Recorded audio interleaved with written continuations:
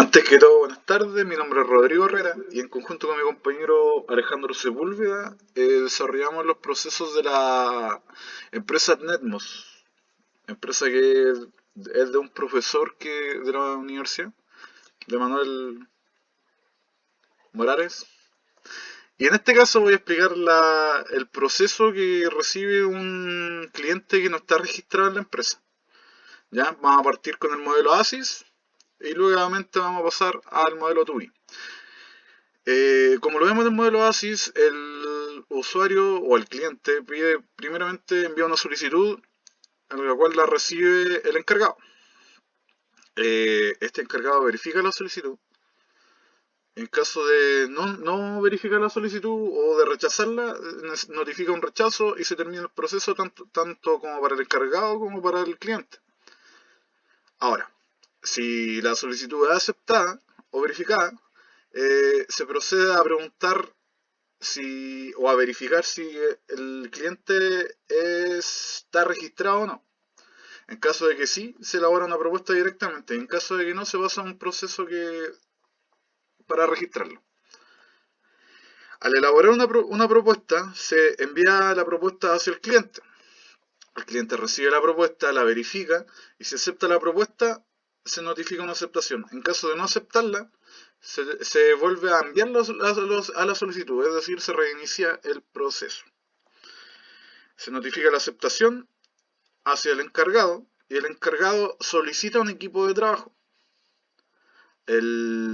Envía la solicitud al equipo de trabajo, el equipo de trabajo recibe la solicitud, verifica si existe disponibilidad del equipo. En caso de ser sí, se implementa directamente la solución. En caso de ser no, se notifica un rechazo. El encargado recibe el rechazo y vuelve a solicitar el equipo de trabajo hasta que haya una disponibilidad. Al implementar la solución, es decir, estando disponible el equipo de trabajo, se implementa la solución hacia el usuario recibe la solución, verifica si la solución es la adecuada para sus necesidades y si no es la adecuada, se notifica un rechazo hacia el encargado y el encargado vuelve a solicitar un equipo de trabajo. En caso de aceptar y que la solución sea de acuerdo a las necesidades del cliente, se notifica una aceptación del servicio hacia el encargado. El encargado genera una factura. Se envía la factura hacia el cliente recibe la factura, verifica la factura, esto quiere decir que ve si los datos ingresados en la misma son los correspondientes a ellos mismos como clientes y si los costos y cobros son los adecuados. Y si la acepta, se formula un pago. Si no la acepta, se notifica un rechazo hacia el encargado y el encargado vuelve a generar una factura hasta que sea la adecuada. En caso de aceptar la factura, el cliente formula un pago, lo realiza y finaliza el proceso. El cliente realiza el pago hacia el encargado recibe el pago y verifica el pago si es el adecuado, si es el acordado. En caso de que no, se notifica un rechazo y se termina el proceso. Y vuelve hasta el cliente, hasta la tarea de formular pago.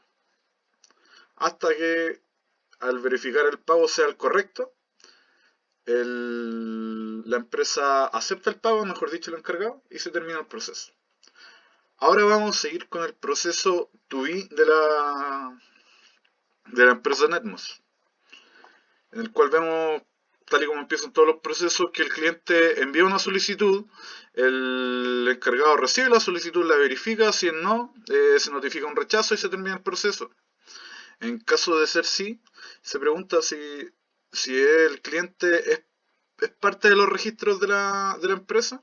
En caso de ser no, se deriva un subproceso que se trata de definir los servicios con una compuerta inclusiva. Esto quiere decir que pueden definirse y agregarse todos estos servicios en uno solo, lo cual puede ser la instalación de equipo, la mantención correctiva, la mantención preventiva, la implementación de solución tecnológica. Esto se consolida un contrato y se ingresa en la base de datos de la empresa. Ahora,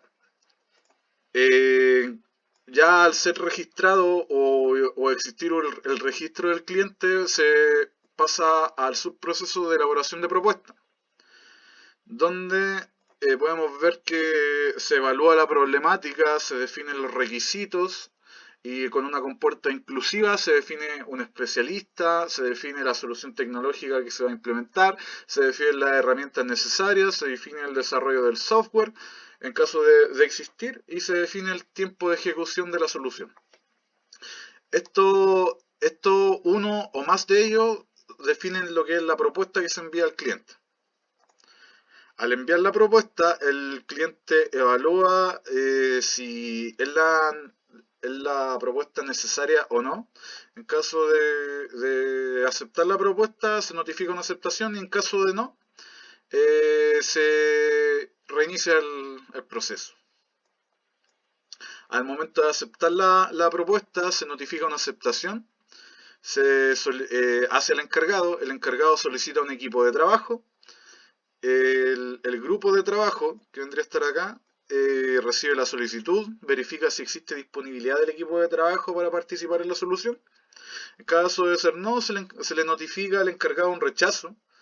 El encargado espera 3 horas y vuelve a realizar la solicitud de equipo de trabajo. En caso de existir disponibilidad del equipo de trabajo, se implementa la solución. Al implementar la solución se elabora un informe de servicio y se finaliza el proceso para el equipo de trabajo.